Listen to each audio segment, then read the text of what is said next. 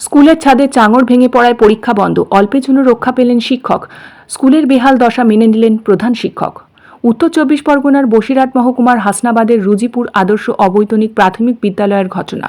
এই স্কুল ভবনের বেহাল দশা বহুদিন ধরেই।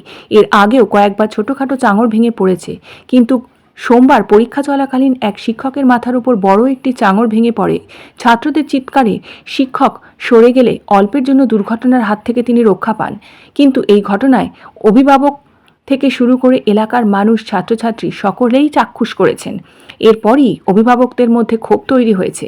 মঙ্গলবার ছাত্রছাত্রীরা স্কুলে আসলেও কার্যত আতঙ্কে পরীক্ষা না দিয়ে তাদেরকে বাড়ি ফিরিয়ে নিয়ে গিয়েছেন অভিভাবকরা।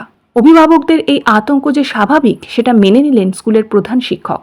তার দাবি, বহুবার ঊর্ধ্বতন কর্তৃপক্ষকে লিখিতভাবে এই ভবনের পুনর্নির্মাণ করার জন্য অনুরোধ করেছেন, কিন্তু তাতে কোনো কাজ হয়নি। ফলস্বরূপ বড়সড় দুর্ঘটনার হাত থেকে অল্পের জন্য রক্ষা পেয়েছেন শিক্ষক।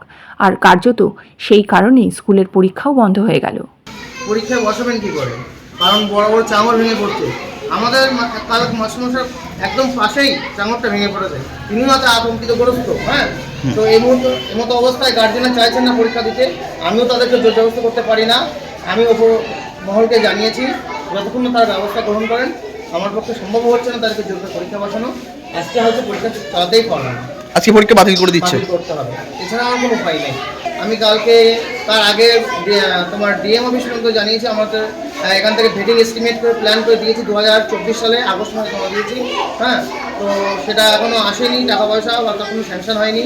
গতকাল আমি এই ব্যাপারটা হওয়ার পরে আমি এসআই অফিসের কাছে, এসআই স্যারকে পাইনি, আমি রিপোর্ট দিয়ে এসেছি।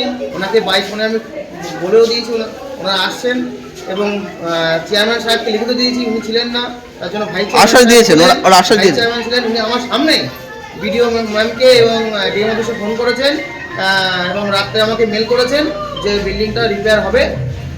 আমাদের সমস্যা বলতে কালকে পরীক্ষা চলছিল, হঠাৎ করে ওখান থেকে বড় একটা চাং প্রায় মাস্টারমশাই গায়ে পড়ছিল। মাস্টারমশাই তো প্রায় আহত হওয়ার মুখে।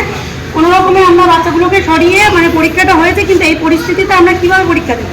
বাচ্চাদের নিয়ে তো সম্ভব না, কারণ এই আজকে দেখুন আরও বেশি পড়েছে, ওপর থেকে চাং খসে খসে পড়ছে। যদি রিপেয়ার না করা হয়, সরকার যদি কোনো ব্যবস্থা না নেয়, তাহলে আমরা বাচ্চাদের কী করে পাঠাবো? আমরা তাহলে তালা মেরে দিয়ে গেছে, কারণ এইভাবে তো পরীক্ষা চলা উচিত না, বাচ্চাদের সমস্যা হতে পারে।